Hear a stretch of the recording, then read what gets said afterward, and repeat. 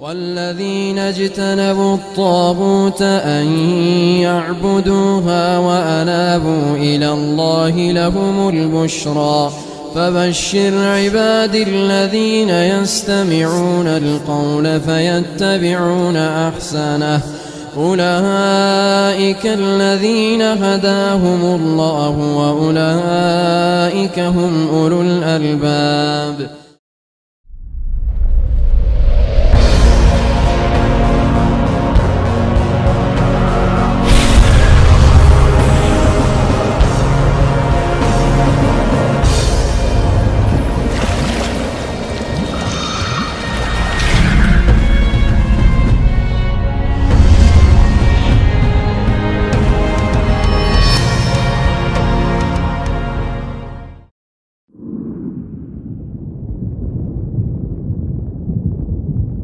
بسم الله الرحمن الرحیم.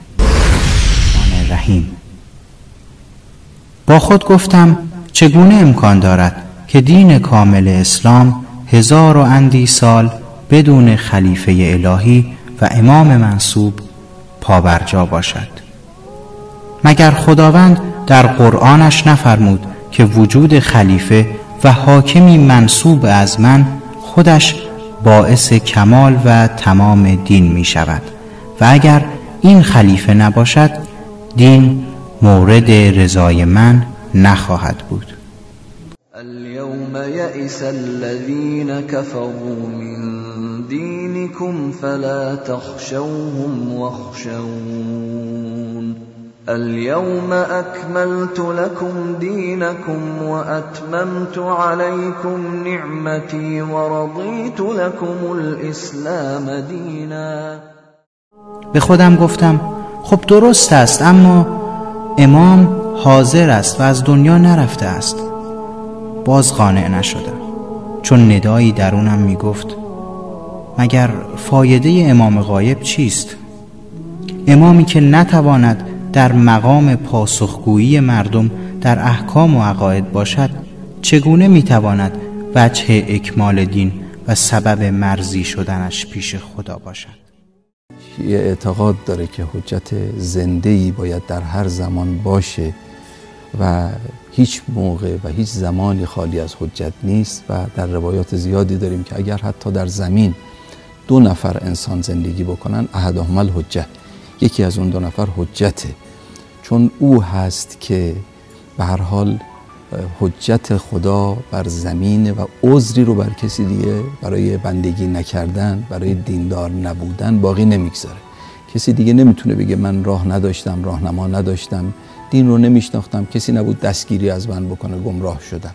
با وجود حجت و راهنمایی های او این عذر بسته میشه و حجت تمام میشه. چرا؟ با وجود اینکه قرآن در بین ما هست و او حجت خداست، با وجود اینکه رسول خدا در میان مسلمین بود و او حجت خدا بود، چه نیازی است که در هر زمانی حجت زنده علاوه بر قرآن و رسول او هم باشه، طوری که زمین هیچ موقع خالی از اون نمیتونه باشه. و چرا اگر حجت در زمین نباشه زمان و زمین به هم میریزه و نظام عالم برچیده میشه؟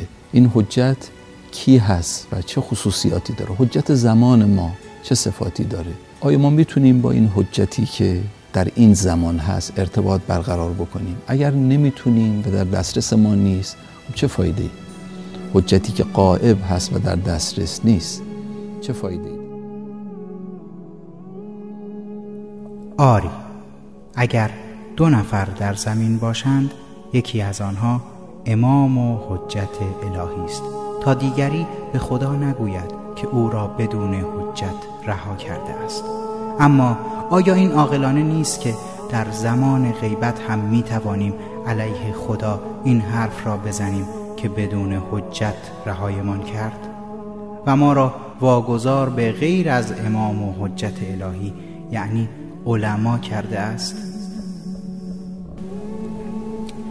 سخنی که در دوران کودکیم به من آموختند را تصور می کردم. او برای حفظ جانش از دشمنانش پنهان شده است، اما فایدهش مانند خورشید پشت ابر است. اما امروز این حرف برایم جای سوال بود. آیا واقعاً ما تنها از چهره امام بی بهره ایم، همانند خورشید پشت ابر، و یا اینکه هیچ بهره‌ای از این نعمت در دین نداریم؟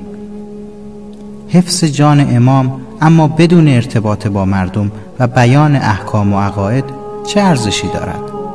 اگر قرار بر حفظ جان امام بود، چرا این غیبت در مورد امامان دیگر مطرح نشد تا جان ایشان نیز محفوظ بماند؟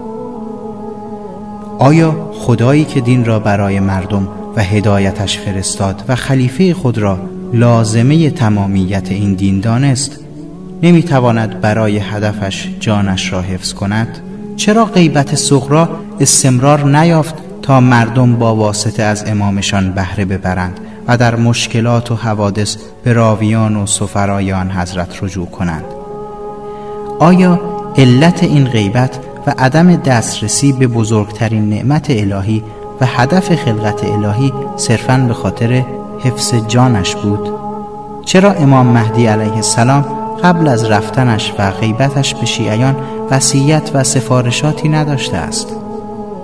آیا از ایشان بعید نبود که حتی در حد یک صفحه برای شیعیانش توصیه هایی نکردند؟ گرهی در ذهنم افتاده است که حل نمی شود. مضطر شدم و مضطرب. کتاب ها را جستجو کردم تا اثری بیابم. این سوال را اسحاق ابن یعقوب از امام مهدی علیه السلام در زمان سفارت محمد ابن عثمان پرسیده بود که مولای من، علت غیبت چیست؟ امام در پاسخش این آیه قرآن را تلاوت کرد: ای کسانی که ایمان آوردید، از اموری سؤال نکنید که اگر پاسخش برای شما آشکار شود بدتان می آید و موجب آزار شما می شود. بر خود لرزیدم و گفتم: شکر نعمت نعمتت افزون کند، کفر نعمت از کفت بیرون کند. گشتم و نیافتم که شیعیان از غیبت امام علیه السلام نگران شوند و زجه و ناله کنند که این غیبت اتفاق نیفتد. گویی برایشان حضور و غیبت مساوی بود. باز به خودم گفتم: شکر نعمت نعمتت افزون کند، کفر نعمت از کفت بیرون کند. اشکهایم سرازیر شده بود و زیر لب استغفار می کردم. گویی مضطرب و مضطر شده بودم. ترس به جانم افتاده بود. انگار کسی با من ندا می کرد که چقدر دیر مضطر و مضطرب شدی. خود را فریفته بودید و امامتان را رها کردید.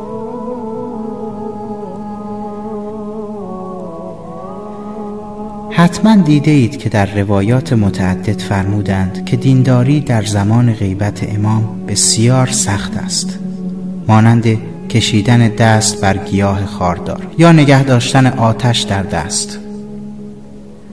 آیا واقعاً دینداری همکنون اینگونه است؟ من که سختی حس نمی کنم. هر حکمی که بخواهم برایم حاضر است. پس چه سختی در غیبت وجود دارد که در حضور امامان قبل نبود؟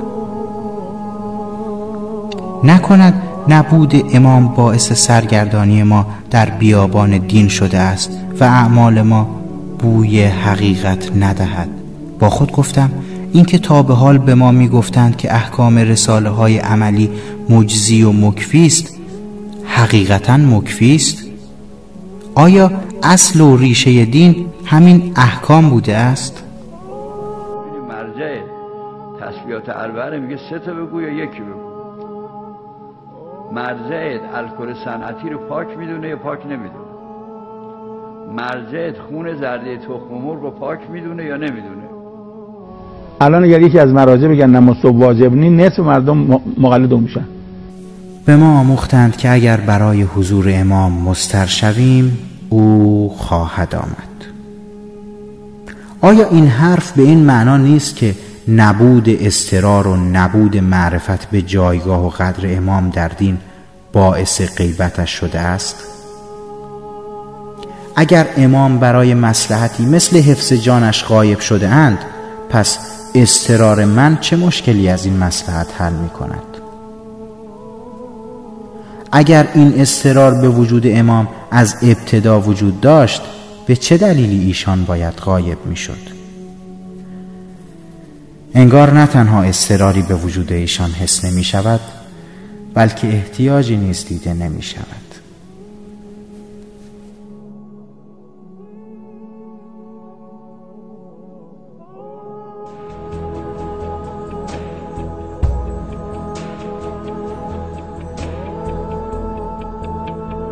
انگار یک جای کار می لنگد و ما همچنان در جهل و غفلت هستیم.